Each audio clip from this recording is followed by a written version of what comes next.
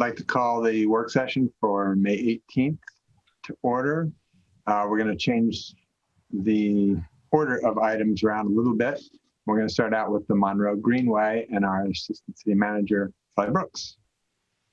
Hello, everyone. So tonight's presentation, as you got a preview in the staff report, is really about money and the entirety of the corridor and kind of the latest and greatest information I can give you on the funding strategy for the entire corridor. I do have Steve Adams here as my smart person backup, because if you start asking me questions I can't answer, he is here. But just know you will leave deeply unsatisfied if you wanted to kind of hear some of the funner information about where we are in terms of the project elements within D&E. But I did, with all of the discussions happening right now about resources and earmarks and all that good stuff, I just wanted everyone to have kind of as realistic picture as I can give you for the project and its funding strategy at this point. So with that, I'm going to share my... Okay.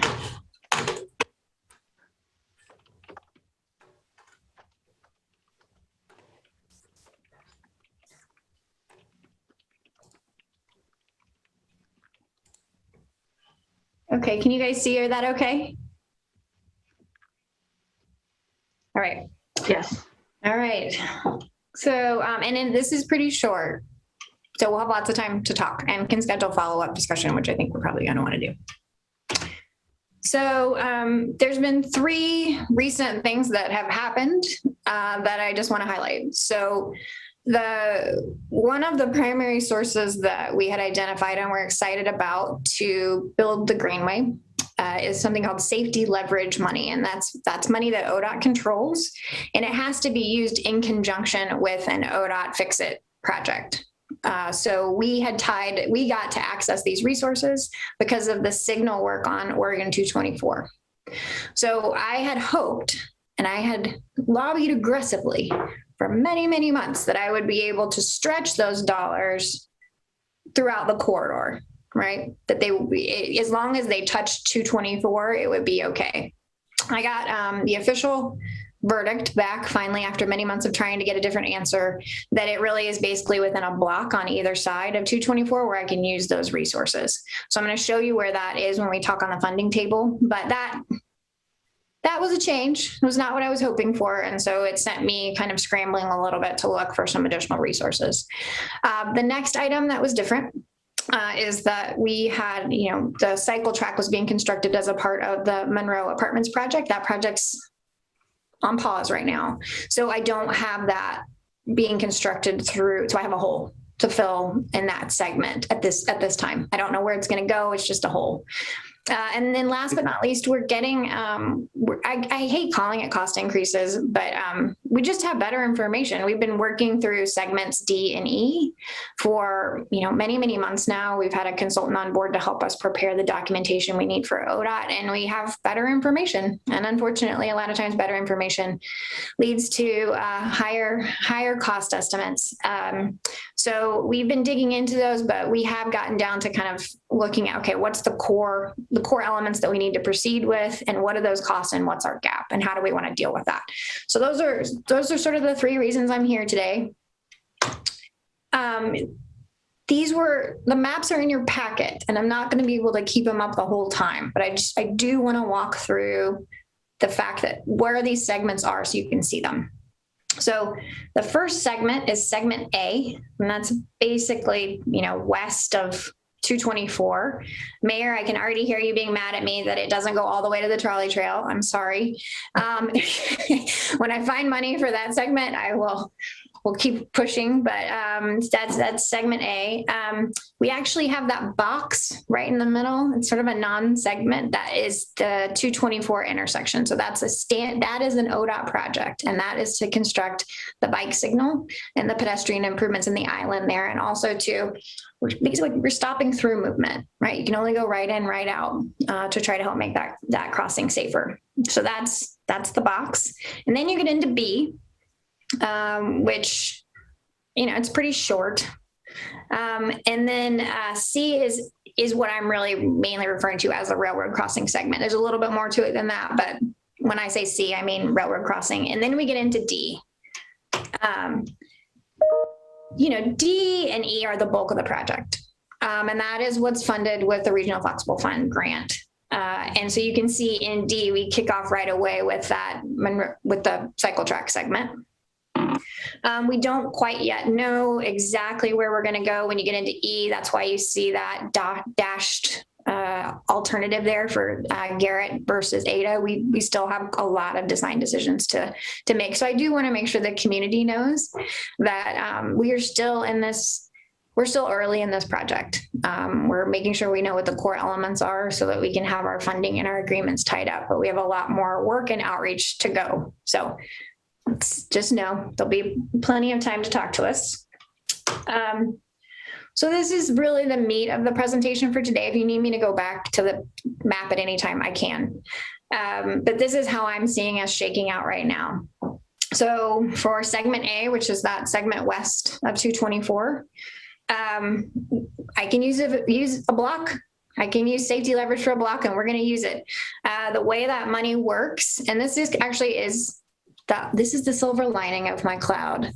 It's state money, and they are going to transfer it to us. I thought it was federal, and that's why I was trying to bundle all these things together, and it was causing some confusion. I did finally learn that these are state resources. They are happy to transfer them to the city via IGA, and we can use city standards and city resources to construct them. So when we get our hands on the money, it will go far. I feel good about it, but it's just not the amount that I wanted. So that's segment A, which leaves, you can see I've got a big shortfall in segment A now that I don't know how to fill.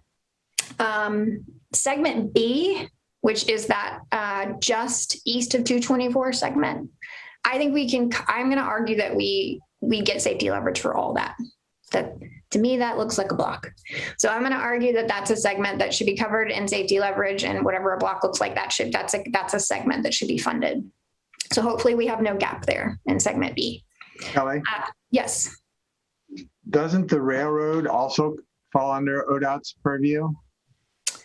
In some ways, yes. So they're their own division, but they're their own. I mean, it's almost healthier to think about them as their own thing, because they don't. So I've got 3 different parts of ODOT that we're dealing with, which is fun. And you have 224, which I actually should have put between A and B. So I'm sorry, I'm going to fix this chart. The intersection should have come. That is being delivered as an ODOT project by the area manager. They have an in-house project leader and an in-house design team. They're scoping that project. Then I have ODOT local agency. They are the entities that are managing the contract and all of the funding for D&E. And we have segment C, which I'm going to continue to argue probably should be a city project, because the railroad and the timing issues around the railroad make me nervous. And I hate having any funding, I don't want to have to give money back because I can't get the railroad to move fast enough, right? So as much as I can, I'll always try to, but we still have to go through ODOT rail. There's still a rail order process, which is administered by the state, which is ODOT as well. They're down in Salem. So we have there's just a lot of ODOT in here, in many different parts of it, and making them all talk to each other is a thing.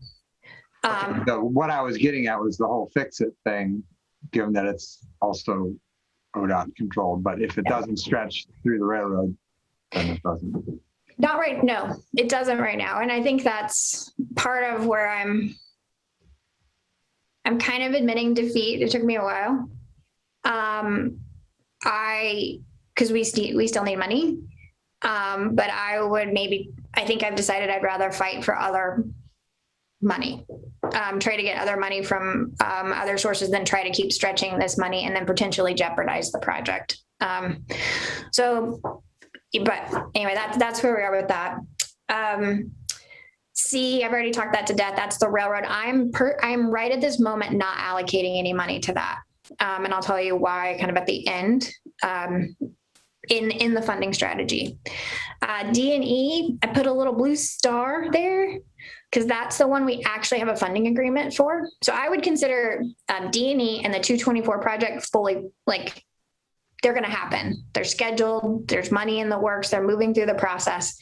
Those things are going to move, right? And I believe I can get that same level of certainty around segment B and that very small part of segment A, right? I think that's moving. It's sort of these pieces in between. And I would right now have to unfortunately say that the railroad crossing is one of those pieces.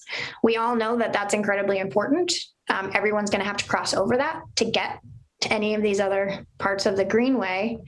It is something I have to figure out. I don't have it figured out yet.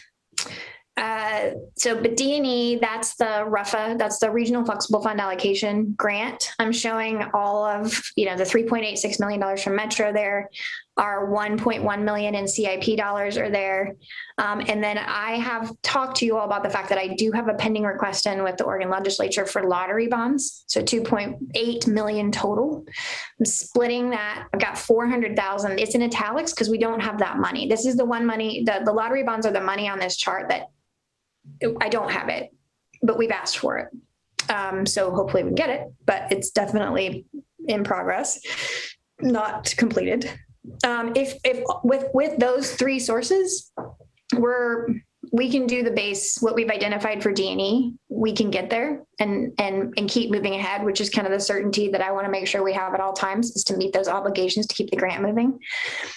To make that project work though, there are some elements that I'm working with Steve and Steven, probably makes more sense to pull out and make a local project again, because we can do it cheaper. So we're just trying to balance. We're just trying to make sure that we can make it all work. And so if it makes more sense for us to pull the signal out and do it as just a standalone city project, bring down the costs, then we're going to do that, just as we keep trying to make all the funding pieces work. And then obviously if something comes back with Monroe Street Apartments, then this liability goes down, right? Or with that development, if there's another opportunity to get some of that constructed, then that cost would go down as well. But at this point, if we're successful in the request, I'm seeing as kind of break even in both the D&E and the local street plus cycle track columns of the chart as of today. And I see hands. I see Steve's hand and I see Councilor Beatty's hand, and Councilor Beatty wins. So Councilor Beatty, you want to go first? Sorry, and maybe Mayor, you were supposed to do that. Are you supposed to do that? Sorry. Fine, I would have done exactly what you did. Okay. I just wanted to ask a clarifying question about Monroe. As I understood it, the Monroe Apartments were going to build the cycle track. Yeah. But we were going to we were still planning to build a path along the railroad. Is that not true? That is not true. And that was my question, so I'm going to tag it on here. Sorry, Steve. Does it make sense for us to then reconsider, since that group is dropping out of that project and their concept of having garages blocking off that cycle track or that path from the rest of their plan, it goes away? Can we consider going back to the original path along railroad and then requiring whatever development comes in there not do that, not create a wall between the bike path and their development? I'm going to let Steve answer that, but before Councilor Beatty, I just want to, it was like that for a while. For a while, we were carrying both forward, and then it changed and became just the cycle track. And I can't remember the exact procedural time when that happened, but you're not wrong in thinking that for a while that it was both, and then it was limited down to just the cycle track. But I'm going to let Steve go because I asked the same question and he gave a very good answer to me. So on the railroad alignment and in the cycle track, it went down to one because of spacing, because we were eating up land on both sides of the development. They couldn't afford that much land. So we allowed them to push the garages back to the railroad, and that gave us the land up on Monroe and 37th to place the cycle track. My points together. So that's that answer. Let me see.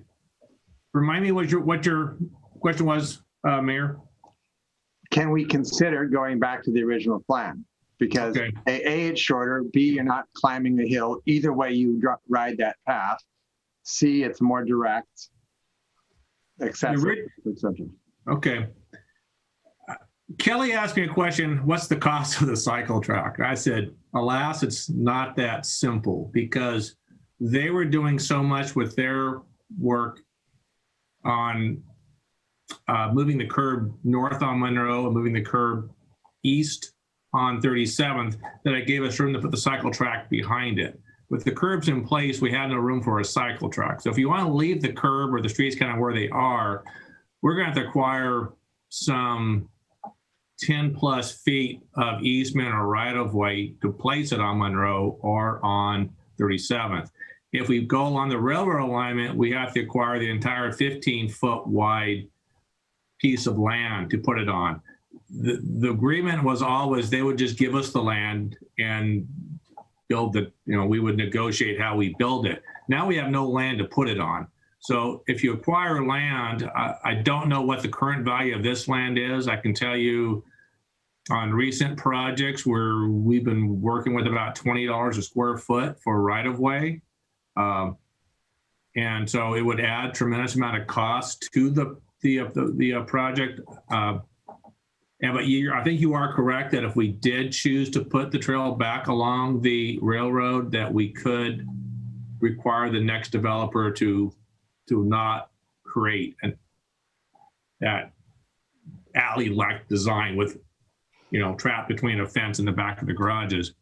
The one thing about the railroad alignment that I think will create additional concern, and this is a similar point that I brought up with the Harrison crossing, is that UPRR and ODOT Rail are going to defend that 100 plus feet adjacent to the railroad tracks vigorously on providing a crossing there.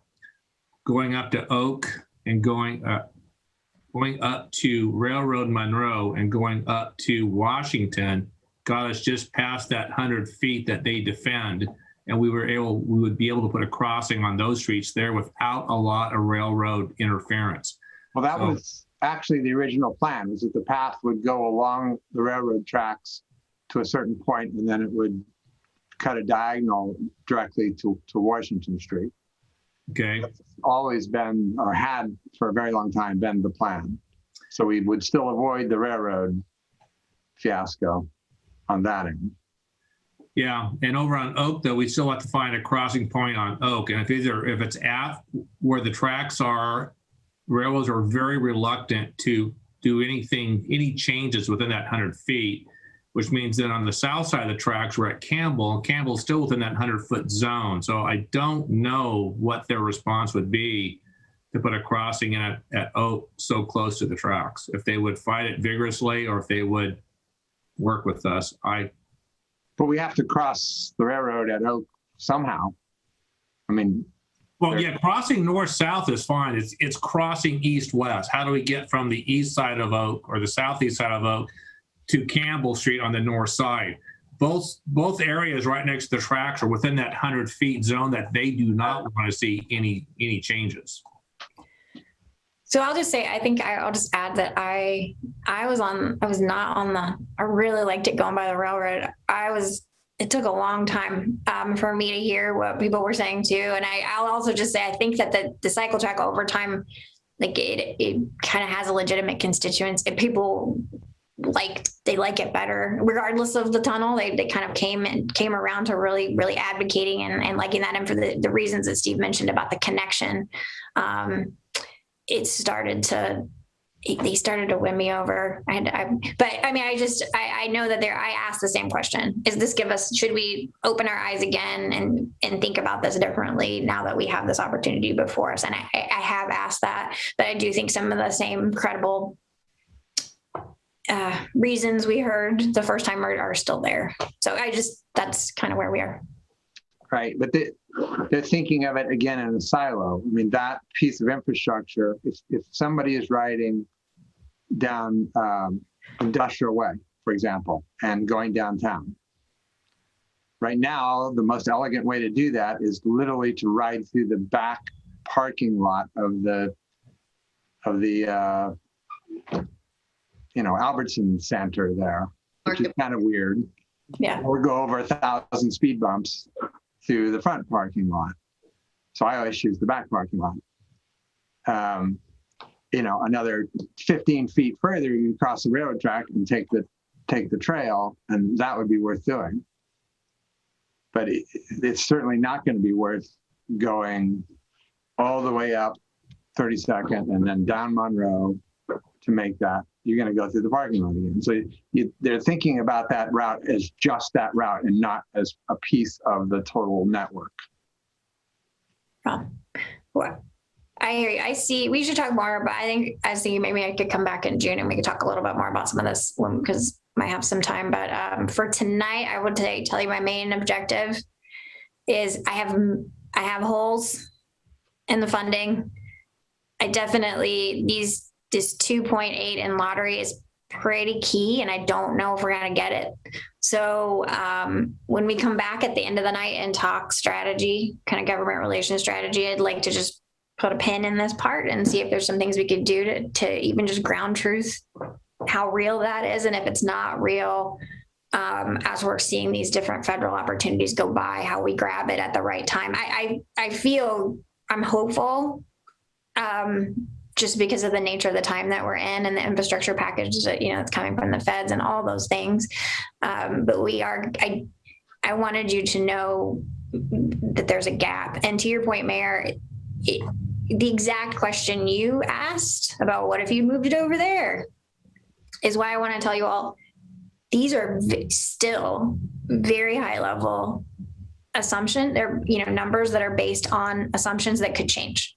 So if something changes and it needs to move, the route needs to move back for some reason, that changes these numbers. So I'm doing the best I can to just give you a snapshot as of today. What I am 100% committed to, and I hope you are committed to, is we have a grant for D&E. There is a funded ODOT project for 224. Those things are going to go, right?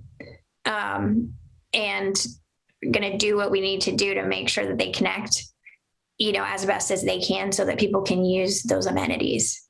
And then as we add more, we kind of complete these additional, we get to A, I don't know how long I can wait on the railroad part, but I'm just mainly highlighting that just as a risk area that you guys know well. So does anybody have any questions just based on that?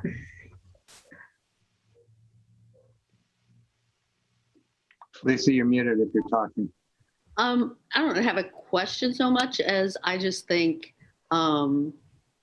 it'd be lovely to have the money to build it all. But to me, building D&E is huge because that does connect people at least to central Milwaukee, even if there are patches that we have to, still work on into future years. I think completing D&E is, highest priority. So 224, yeah. The three things you've called, the 224 crossing and D&E, to me are highest priority. So, let's do it.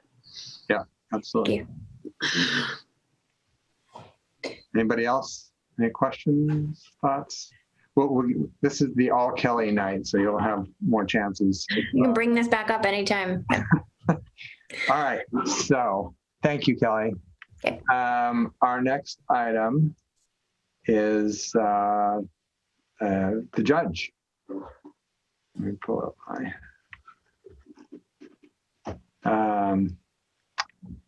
Judge Graves giving us the update. How are you?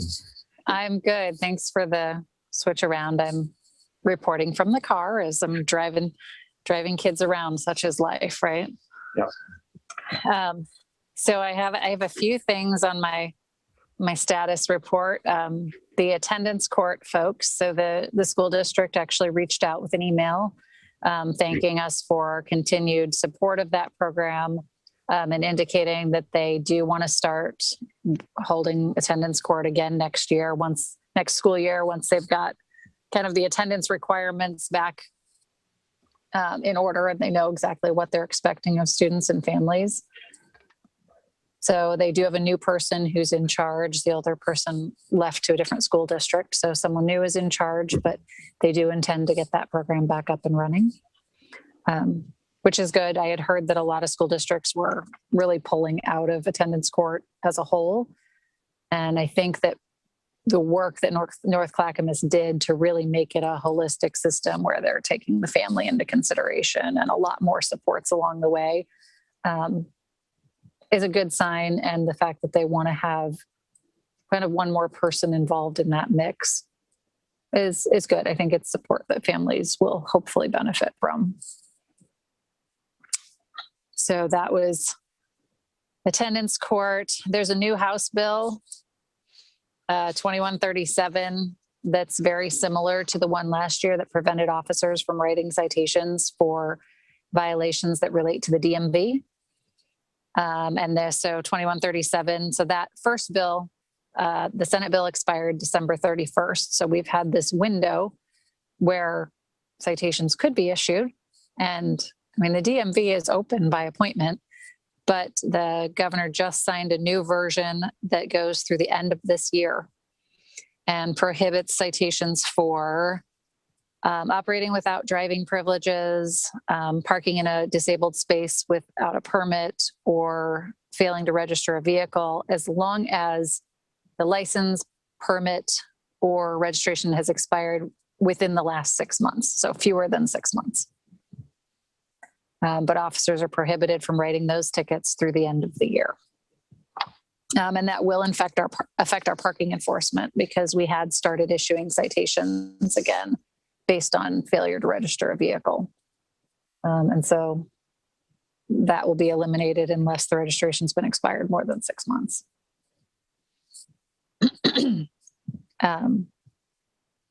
The amnesty program we're running again right now. It started mid-March and continues through June 15th. Lots more advertising this time. I think, well, the word went out in 1, 2, 3, 4, 5, 6 or 7 different ways. And it definitely shows. For just the 2 weeks of March, we had 39 violations resolved. And the total amount collected was $9,836. And I asked about April numbers. It sounds like they're all over the place. The collection agency is still trying to get final numbers to us, but it looks like it's about double what we got in March, which would make sense because we did half the month of March and the whole month of April. And it's nice too that it didn't drop off in April. So hopefully that means May and June will continue going strong and we'll get some more cases resolved. And 1, out of the file cabinets, 2, money received, and close them out that way. Any questions so far before I go to my last 2 points? Oh, go ahead. I just wanted to ask, you said that House Bill 2137 prohibits tickets through the end of 2021. Is that what it was? Mm-hmm. Okay. Yeah. Okay. Yep. So as far as the court operations, we've been doing what we've been doing for a while now, which is only having trials in person. All the arraignment matters are dealt with downstairs. We are going to start, or the plan is to start, I believe it's June 9th is our court session, having arraignments back in person. I think a wait and see might be our best option, because I don't know how many people we're going to get to show up versus them dealing with it over the phone or through the computer.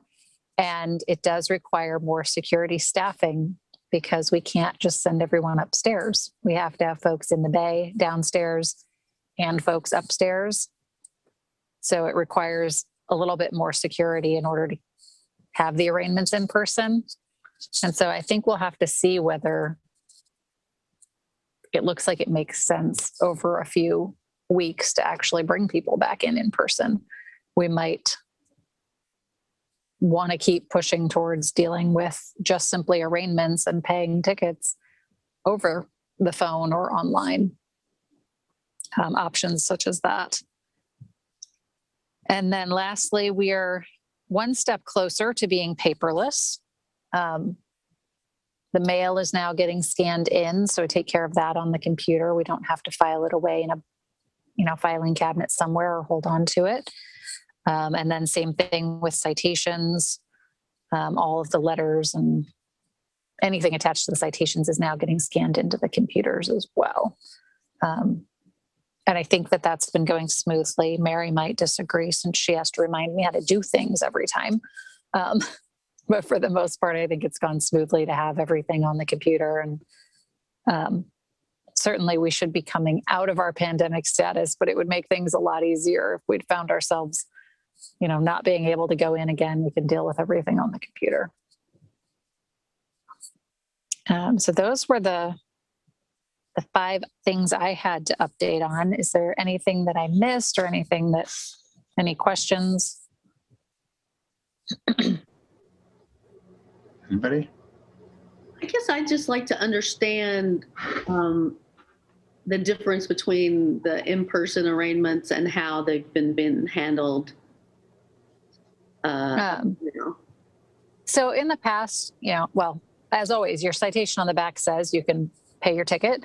You can pay your ticket and write a letter, or you can come in on your arraignment date and see the judge. When folks come in on their arraignment date in the past, they get the option to plead no contest or not guilty and set it for trial. And I have the Violations Bureau that if they don't have any fines on their record, then I can reduce it a set amount. It's not, a discretionary amount. It's written down because, that's what makes sense, consistency. So when the pandemic hit, we simply moved some of that authority to the court staff to say, folks are going to call, they're going to email, whatever, and you can automatically reduce their fine based on their driving record and they can pay that. So some people want to come in and see the judge and offer their explanation. And sometimes that is the right way to do it. They have an extreme circumstance. But for the most part, folks showing up at arraignment are getting the exact same deal they would get if they called in on the phone or emailed in. And what percentage settle it that way? I mean, roughly, ballpark. Oh, how many are just a no contest plea? Uh-huh. Oh, probably 80% or above. Okay. I mean, the number of trials is fairly low for the volume of tickets. So I was just kind of weighing does it make sense to have added security for the 10 people who come in for arraignments when realistically 8 of them could have gotten the exact same deal if they had just called in, and the other 2 want to set their case for trial and they could call in and do that as well, and we would see them at trial. So, but it'll be, I think, a question of volume as we kind of recover the number of citations as well, and the officers are out citing more than they have been over the last 12 months. Thank you. Sure. Anything else? Anybody else? No? All right. Well, we all look forward to the world getting closer to normal. Yep. It's been hectic for you, like it has for a lot of operations.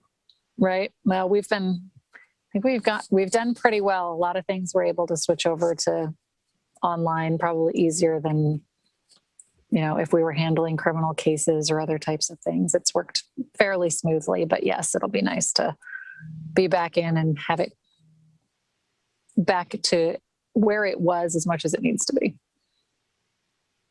So, great. Thank you again for being flexible with the time, and have a good rest of the evening. Thank you. You too. Right. Bye. All right. So the next item is the Safe Access for Everyone update and the Street Surface Maintenance program update. And those will be presented by Steve Adams and Jennifer Garbely. And Kelly Brooks. And Kelly Brooks.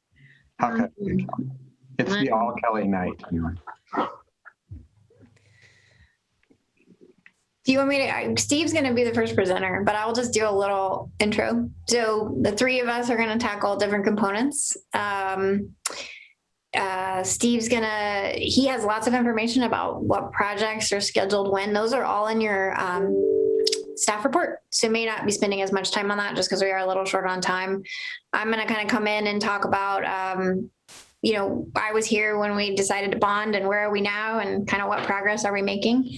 And then Jen is going to bring us home with some examples of just projects to illustrate some of the lessons learned and how we're getting smarter and about moving forward that I think would be helpful to talk with you all about before we move into the next phase. So with that, I'm actually just going to hand it over to Steve.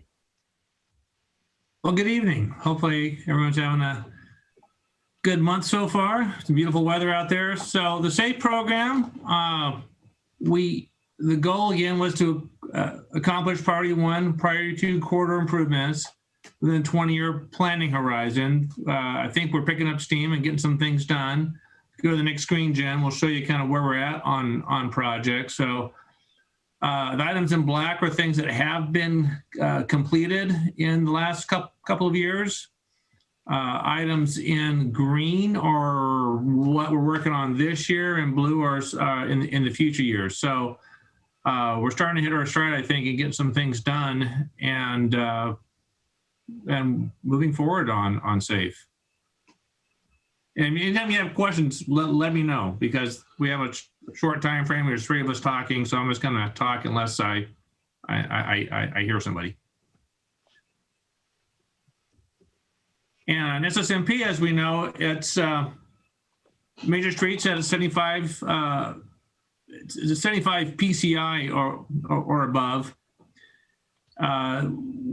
We did include local streets a few years ago, and we still, as I mentioned a year ago, still haven't quite got our hands around the funding part of that. Deferred maintenance, there's a lot to be discussed and how we're going to handle that going forward. As Kelly and others will get into, we're finding that our streets are constructed with a wide variety of quality, from either being very well constructed to very poorly constructed. And what do we do with them going forward? Our goal is still to prevent any street from deteriorating to the point of requiring reconstruction. As you heard last year, or I'll introduce to Desi, on our local streets, about a third of them, some 2 million square feet, have already reached the point of deteriorating to the point of needing reconstruction. Reconstruction cost figures $7 to $10 a square foot, depending on what methods we use. So at 2 million square feet, $14 to $20 million to rebuild just the local streets that are failing at this time, not including any kind of maintenance.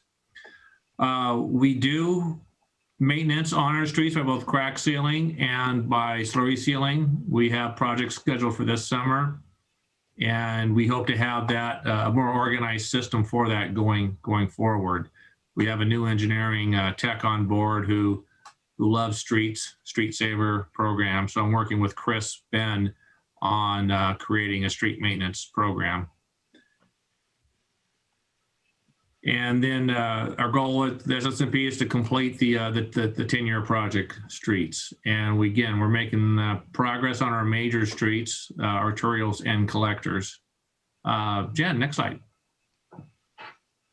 And again, this is where we're at on the map. So in the last year, we've completed Olmark and McBride, River Road, 22nd. And we're currently working on, as you know, Lake Road is the major one right now. And 43rd will go out to bid here pretty soon. Homewood, Edison are all in the going out to bid pretty soon too. And Home and Wood, we are finding money to do complete street rebuilds on both of those. And Jen, you'll hear a lot of that from Jen coming up on what we actually found out there and where we need to go with things. And that is my part of it. And Jen takes over now. Actually, Kelly's gonna go. My Okay. turn. Sorry, Kelly. Okay, so this is my slide that basically talks about, it took a little while for us to get ramped up. So we bonded in March of 2018. We got our budget adopted that had those resources for FTE in July. And then we hired, I think you'll recall, I was city engineer for a little while, which I'm not qualified to do. Jen kept everything afloat, which was amazing. Thank you, Jen. And then we were lucky enough to find Steve and hire most of our team. So really the folks that have been designing and delivering these projects came on board in that time frame, that 2019. We also did have a lot of work to do in terms of scoping the project. So we had a lot of segments, but we didn't have them all put together with SSMP and utility and kind of groups. So there was a lot of kind of just ground truthing and trying to figure out what these projects actually were, put them together in a way that made sense, and then put the controls in place that we needed. And that's that chartering process that I know I've talked to most of you about before, but was new at the time and has been serving us really well.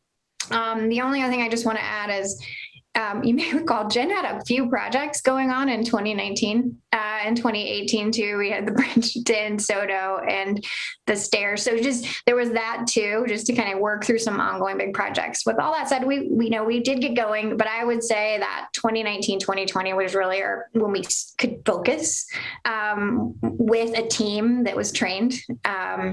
And so this is me just saying, this was sort of the build phase, but we were doing projects, but we're kind of now at a place where we're picking up more speed. So with that, Jenny, you can go to the next slide. So I just want to come back though to, we did decide we wanted a 9-year program. We wanted an integrated program, and we wanted to hit certain benchmarks within it, right? So these are those benchmarks: 27.9 miles of sidewalk, 1 mile of paths and trails, 4 miles of bike lanes, paving 19.5 miles of roadway, constructing or repairing 899 ADA ramps. We wanted to get to 78% of the SAFE program. And I believe that was coming in from the not building out the grant funded as aggressively, I believe was the intent behind that reduction. 82% of the ADA transition plan, and completing the 10-year SSMP project list. So that's what we were aiming for over 9 years. You all know we only did a third of that. So Jen, if you could go to the next slide. So I just divided by 3 to try to give myself some benchmarks for how we're doing. That would be 9.3 miles of sidewalk, 0.33 miles of paths and trails, 6.5 miles of paved roadway, 1.3 miles of bike lanes, and 299 accessible ramps. So we are, if you look at what we're building, we've constructed so far and what will be constructed through next summer, or up to 4.8 miles of sidewalk. So that's under that 9.3 target. However, we are well over the entire program's goals for paths and trails. And I think we have good reasons for that.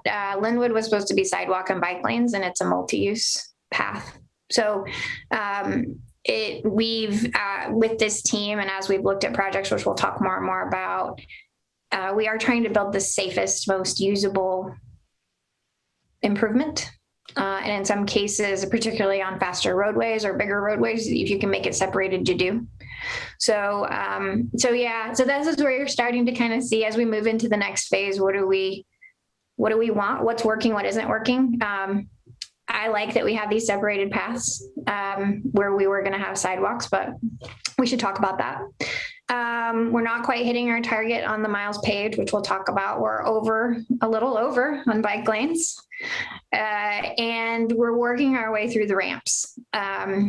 Not as fast as I think we thought we would, and I'll just say that's because we're doing them in projects. So there'd been this plan, you would just kind of do a citywide spot ADA. Like, I'm just going to go do 150 ramps, right? We haven't done that yet. We've been doing them in projects. And I think that's smart, particularly in advance of the TSP, because what we don't want to do is install and rip out.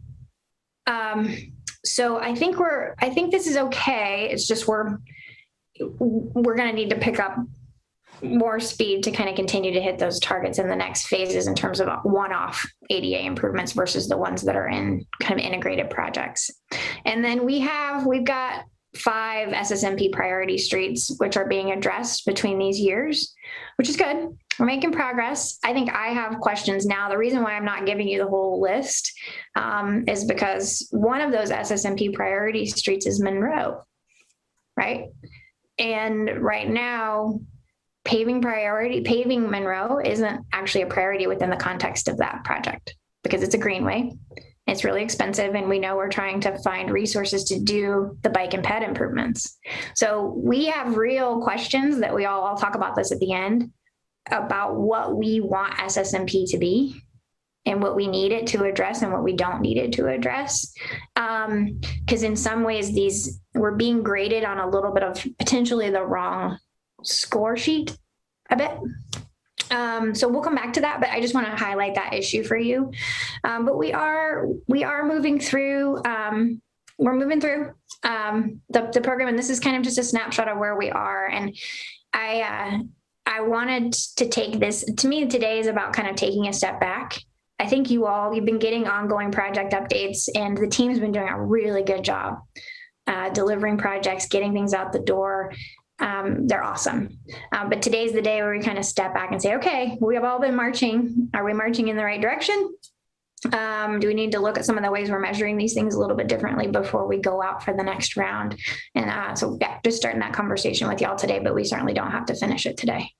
Next slide. Great. And now. Thanks, Kelly. So I just wanted to bring up a few project examples. First one, Lake Road improvements. Our original scope was actually a grind and inlay for $1 million. And really, this was a Band-Aid fix to address community response conditions. And the bigger project was planned in about 5 years, and it was a widening plan, and it was like $10 million. And so we re-looked at that scope and did some analysis to see, do we actually need it to widen? And what we found out is in the near future, and for the next 20 years, we're fine with not widening Lake Road. It doesn't have the volumes on it that we need to actually widen it all the way. But what we do need is bike lanes. So we re-evaluated the project, widen it to add bike lanes, and did the full repair now instead of in the future in about 5 years. And so we're looking at a $3.2 million cost for that project. But we're good after this for like the next 20 years. We're not looking at coming back to Lake Road. We have built it out. If we need to do some repairs, we will do small, but we're doing porous. So we're not looking at having to crack seal it. That's the function of the porous pavement. And so I look at it as we've got a savings. We were going to spend 11 million within 5 years or so. And really we're spending 3.2 million. So this is the type of project example of where it didn't make sense to put a Band-Aid on this project to get a better product. So there's Lake Road. Let's talk about Linwood for a second. So Linwood, this is a ideal picture, and I want to bring it up because yes, we've got these beautiful 10-foot paths on each side with a landscape strip and these new street trees. But this isn't our reality.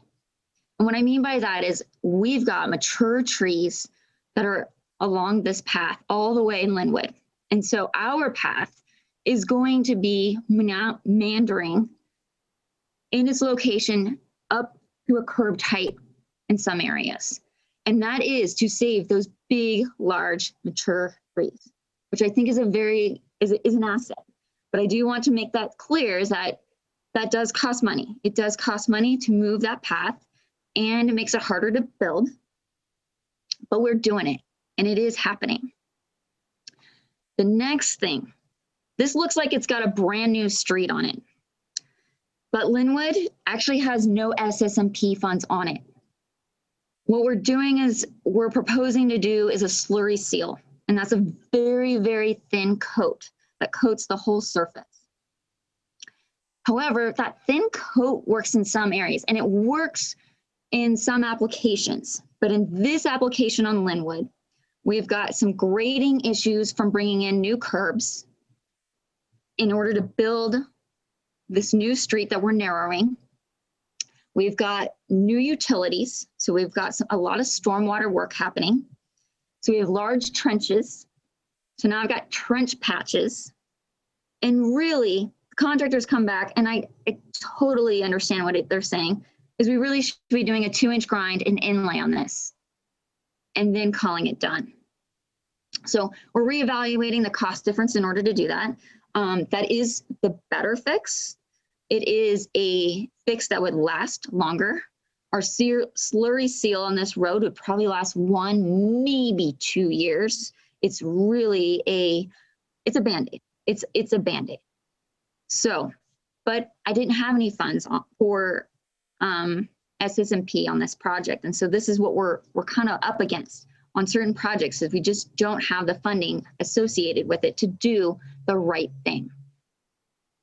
If the contractor's working really hard with us to reduce costs in other areas, so maybe we can have savings, in which then we're talking about doing a 2-inch grind and inlay.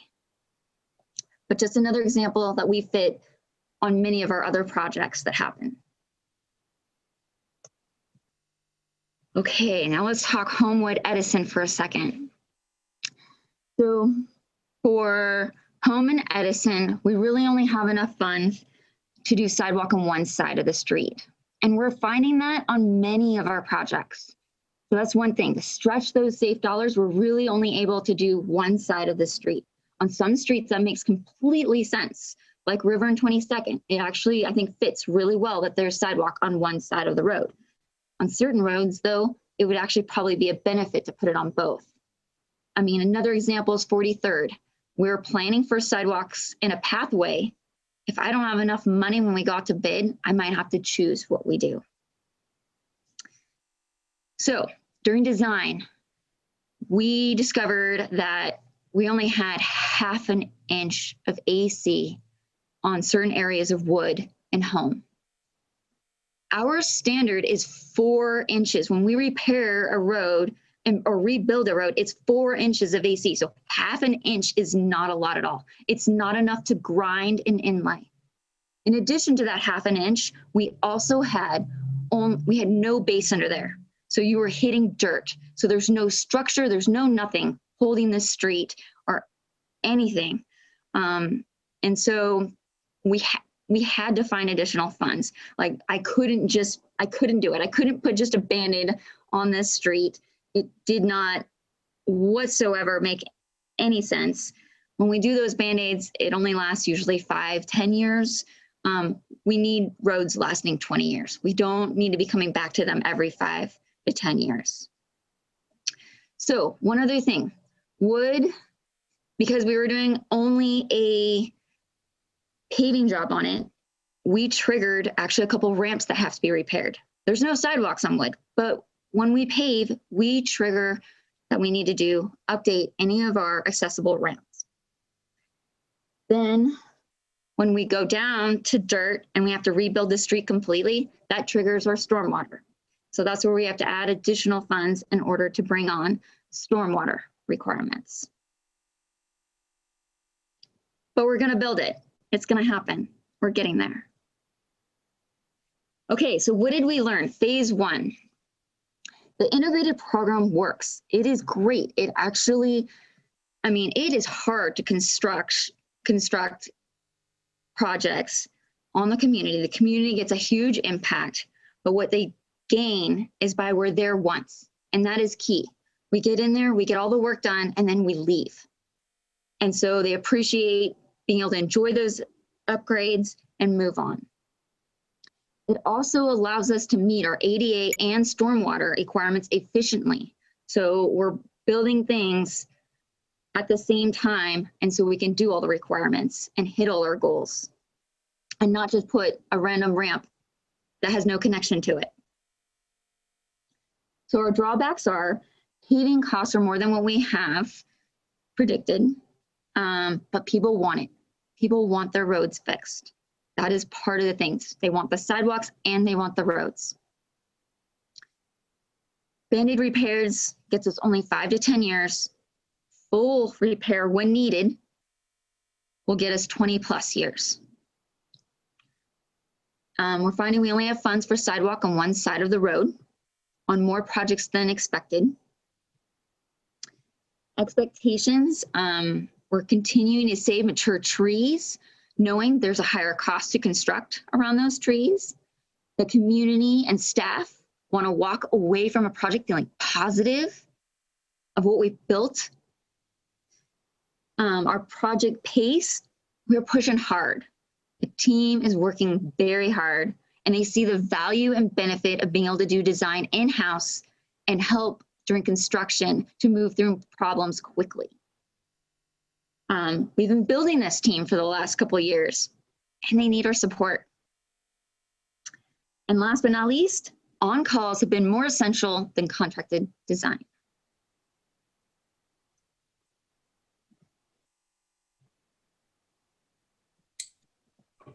So back to me. What does that last thing mean? On-calls have been more, I don't understand that. So we've been coming to you the last couple of months and getting issued a bunch of different on-calls, right? So we've got a construction inspection, but with that construction inspection, we've also got construction and compatibility reviews. So the staff can have extra resources to go out to consultants to get different feedback in order to keep moving things forward. Instead of just putting the whole design into a consultant's hands and stepping away. We're just seeing that we have a high value that we can produce a lot of great things, a lot of great contracts and projects with using extra resources to help us get through those hard questions that we need help with.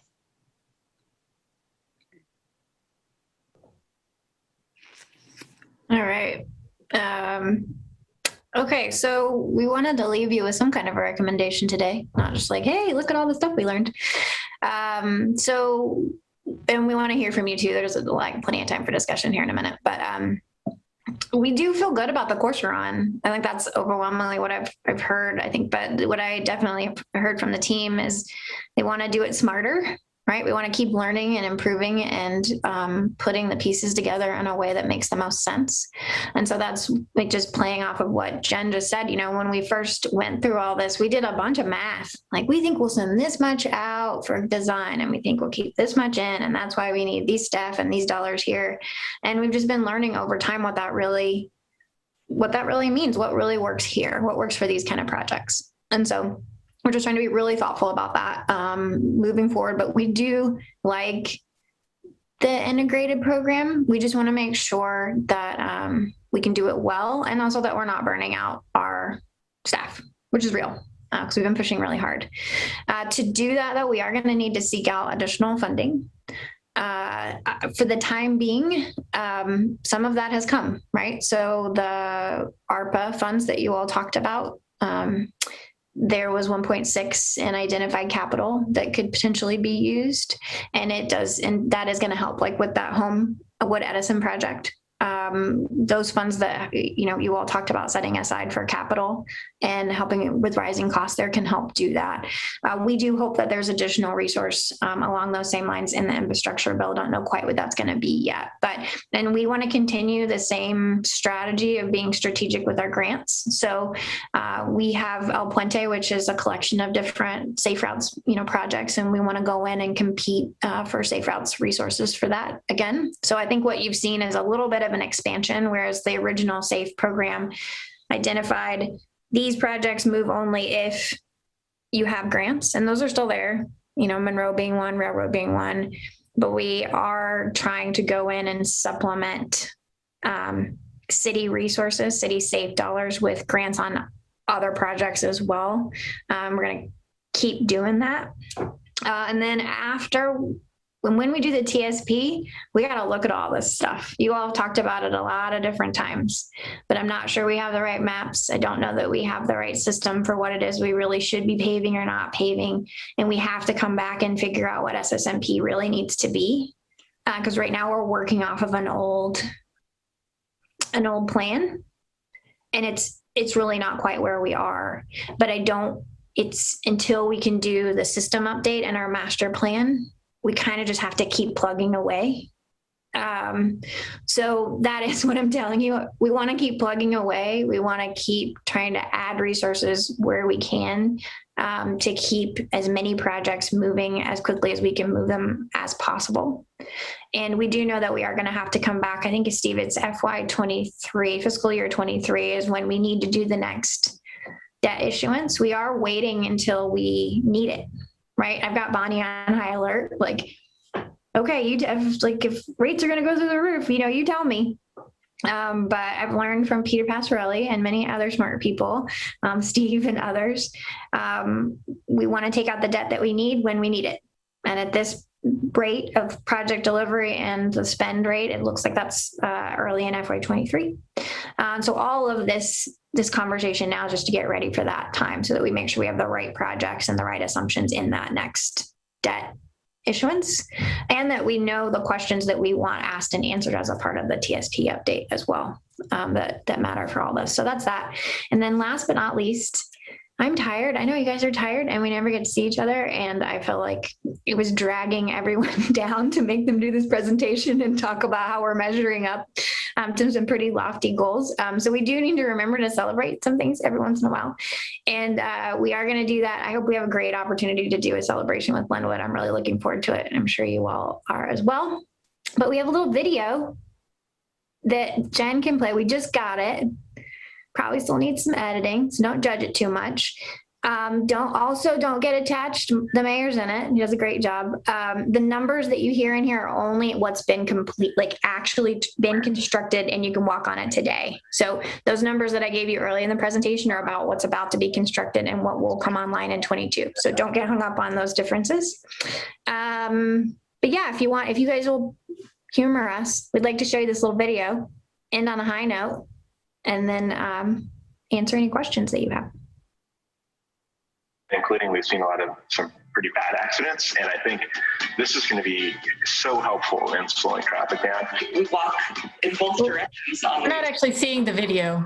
Yeah, Jen. To downtown Milwaukee, and so being able to just Hold on. But you look like you were really enjoying it, Jen, so that's nice. Okay, we start sharing. Reshare. You probably have to open it in a separate window and then share that window. I'm doing that. If you can. Listen to you, such a screen sharing pro, Kelly. Thank you, Councilor Heisey, for acknowledging my proficiency. Finding it right. We're located just where River Road touches Highway 99. It was great as it was, but at the same time, we did see a lot of near miss accidents frequently here, including we've seen a lot of pretty bad accidents. And I think this is going to be so helpful in slowing traffic down. we walk in both directions on the new sidewalk. We walk into downtown Milwaukee, and so being able to just hop right on the sidewalk is really nice. And just having a sidewalk for people to walk on is huge as well. Within a week of it being poured, we had people walking all up and down the sidewalk and no longer just standing in the road and stuff. It was great. And then up the other direction, we have two grandmas that we get to walk to their houses, and it's so nice to be able to push the stroller and have the kids be safe on the sidewalks. SAFE, or Safe Access for Everyone, is the City of Milwaukee's program to improve safety for people walking, biking, and more. SAFE is upgrading our network of sidewalks, ramps, and crossings to fill gaps, replace portions that don't meet ADA standards, and remove barriers from people getting where they need to go safely. We're proud to be making pedestrian connections for the people of Milwaukee. We've had 16 public engagement opportunities so far and talked with hundreds of you about our project plans and designs. So far, during phase 1 of this program, we've completed construction on 3 projects. We've built 1,600 feet of sidewalks along Selwood Street to 30th Avenue and Madison Street to Milwaukee Elementary. Now, all of the curb ramps on those streets can accommodate wheelchairs and strollers, and kids can safely walk to school. We built a sidewalk near Ardenwald Elementary in the summer of 2019 that starts at the school and extends along Wake Street and up 39th Avenue to Roswell Street. We also repaved those streets as well as the Ardenwald path that connects the school to the neighborhoods to the south. And the new 1.6-mile multi-use path on both sides of Linwood Avenue from Monroe to Harmony is currently under construction. We will plant trees to create a safe buffer for bikes and pedestrians. So we know for sure it's going to make it a much safer route for students that we know walk already. But I think also knowing that we think it's going to make it possible and more attractive for more students and families to want to walk to school. So one of the things we're most appreciative is that the partnership of working with the city has been amazing. And we're really excited for the final product. The Lake Road project began this spring. We will widen and repave Lake Road from 23rd Avenue to Guilford Drive and add bike lanes in both directions. Sometime this year, we will begin sidewalk construction on 4 more streets. Home Avenue between Railroad Avenue and King Road, 42nd Avenue between Johnson Creek Boulevard and Harvey Street, 43rd Avenue between King Road and Howe Street, and a piece of Edison Street from 35th Avenue to 37th Avenue.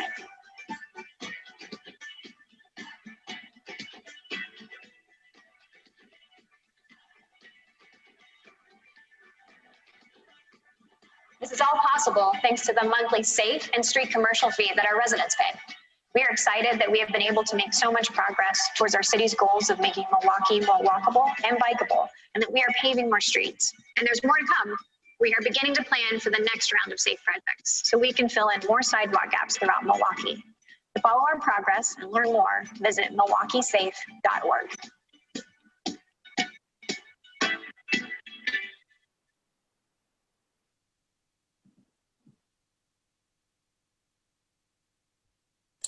Well, good job on the video. I think it's fine. Other than that old guy that you stuck in the middle, should probably cut that part. But more importantly, I want to say how impressed and proud I am of this team and all the projects you're producing, the quality that you're producing them, the interaction with the community that goes along with that. The protection of trees built into the designs. It's just been phenomenal. I can't say enough good about the work you guys are doing. So know that going in, you're doing great. Yeah, I guess I want to make sure I add, I think I'm getting a little emotional actually about this. Because, when I was on PSAC, and we were drawing lines on these maps and talking to our neighbors about prioritizing corridors. And some of the concerns, about having the flexibility to accommodate, and make sure that we were building out the system as robustly as possible and creating safe spaces.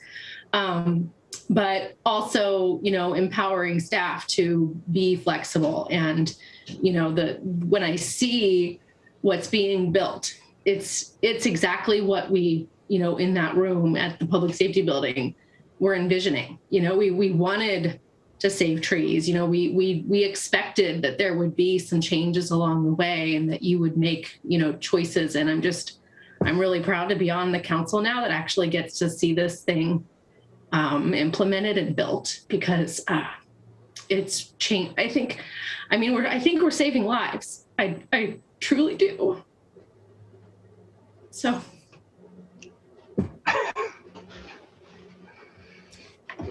Well, and I will say, I think this is a banner year in terms of you're taking on 3, to me, that were the highest personal priority projects. Linwood, and Linwood, a lot of the credit for bringing that to be such a priority goes to the parents at Linwood Elementary. There was a team of parents who were very proactive in doing a Safe Routes to School program, 6, 7, 8 years ago, and really raising that to everybody's attention. And so kudos to them.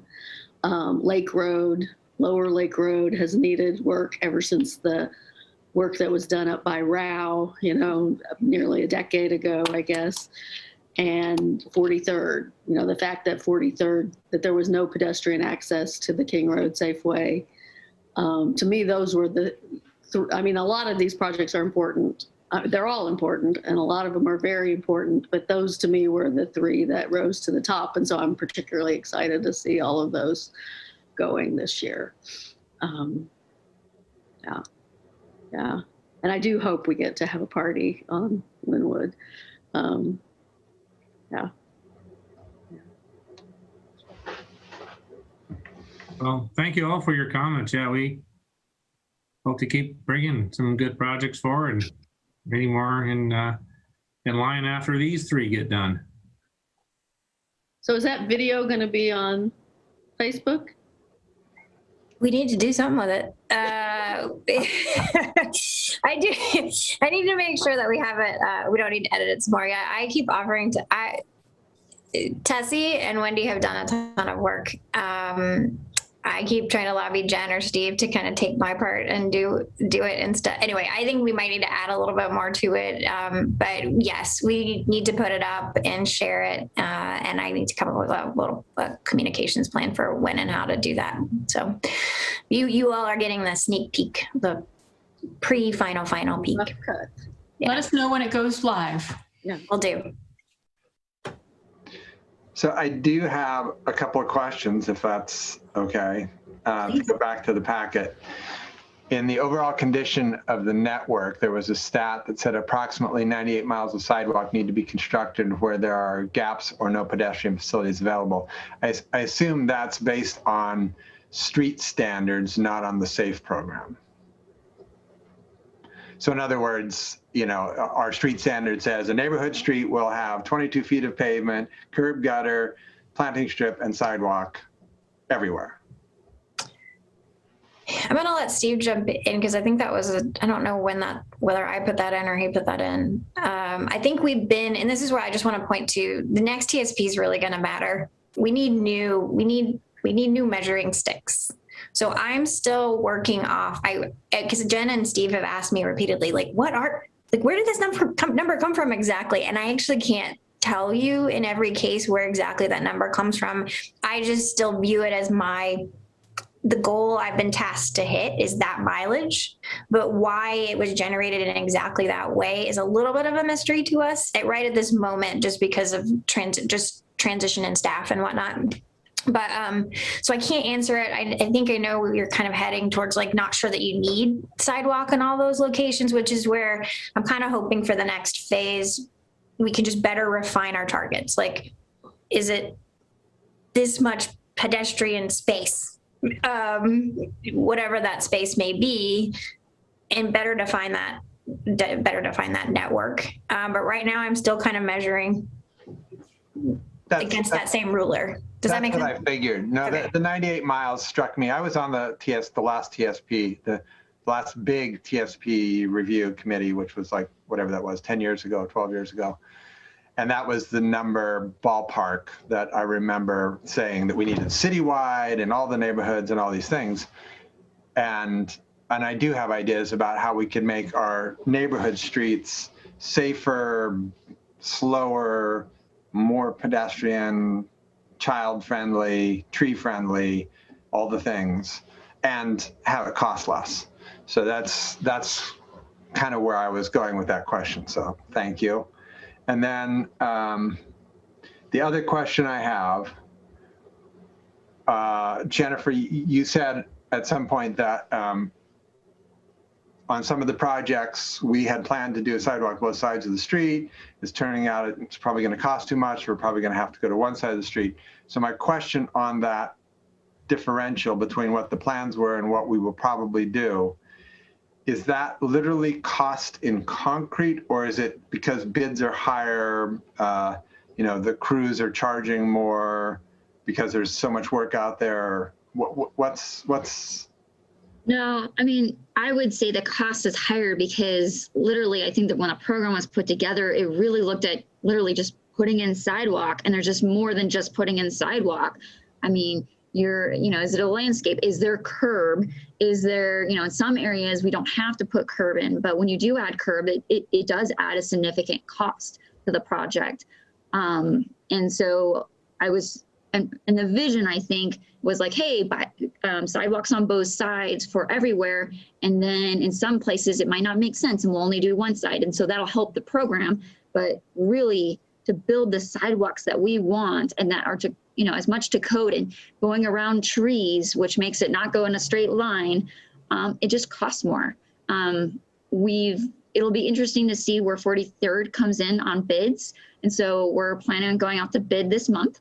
And so we should be seeing those costs in about another month where that's hitting to see if that cost goes up and see if that's comparable to Linwood, or are we going to get something closer to like Lake Road, where it's actually under our engineer's estimate and we're sitting actually in a really nice spot.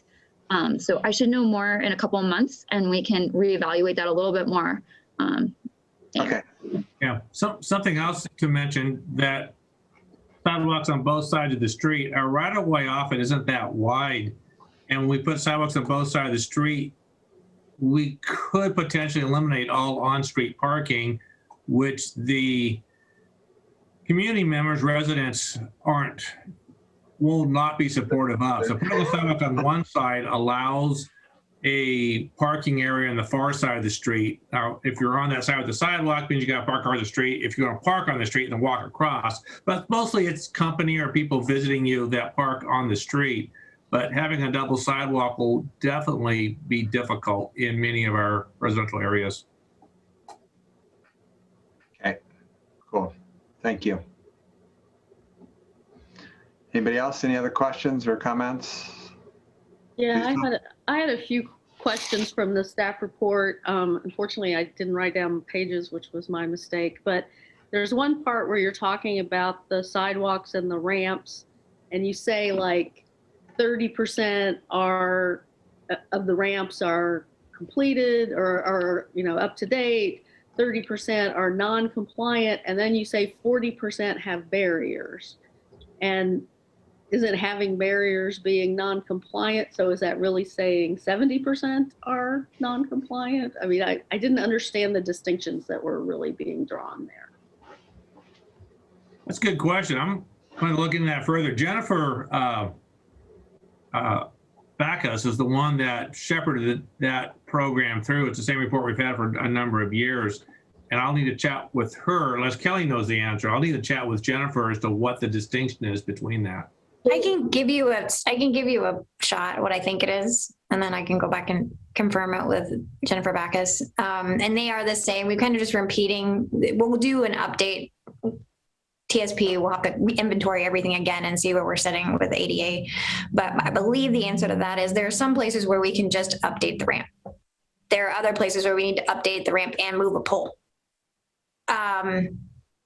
It's a barrier is something that would actually make it really difficult for you to maneuver in a mobility device around. So I don't think they just are additive. I think in some places you have a barrier that you need to remove adjacent to a non-compliant ramp. That makes sense. And a non-compliant ramp means it doesn't meet the proper slopes and things like that and measurements that are now into code. So. The annually changing federal code around the ramp dimensions, yes. And the way Chuck had kind of parsed out the funding and the project, which again, we haven't done it this way yet. So that's why this sounds kind of foreign to Steve and Jen is he had like a bucket for barrier removal and sort of a bucket for ramp. Like you would almost have your own project to go out and kind of relocate barriers, get them out of the way. And so he kept track of them separately that way. But I think in actuality, that's what I'm saying. We need to throw it all in together and just make the fixes that need to be fixed at the location. And then there was also, talking about the cost, as the higher costs, and to the extent it's, I get that, there are details as you get into it that you didn't know or didn't foresee, but are the actual costs, like we heard about Monroe Apartments being withdrawn because of costs in that case of timber, but are there costs of actual concrete work that are going up, and is that going to go up even more with all the infrastructure work that may be coming down the pike with federal money? Are those costs going to continue to go up for us? So we haven't seen it so far yet, but we're also not building anything with wood. We're all concrete, AC, asphalt type of construction. But I am curious if we'll have an impact on 43rd. So we'll know, we've got 43rd coming out, and then within another couple of months, we'll have Homewood Edison. So that'll be 2 projects to kind of keep a close eye on and kind of where we're hitting with our engineer's cost estimate and where we're getting bids at. And then finally, there was one question that kind of came up last night in the budget meeting, which was how we're using the vehicle registration fee funds. And I didn't recall that we had settled that, but I thought we were, I mean, what was said last night was not exactly my recollection. So can you just kind of clarify for that, how we're planning to use the vehicle registration fee funding?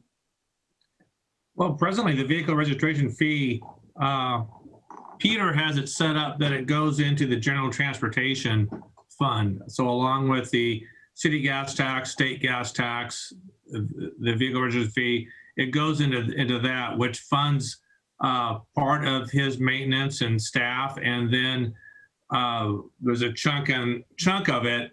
It's not really divided to different things. There's a chunk of that's left that we then program into our CIP projects as the transportation dollars. Peter, is that inaccurate? Yeah, that's correct. Yeah, it goes into that general transportation fund. Okay. And so then it's sort of split and used for maintenance and for CIP, but not necessarily SSMP.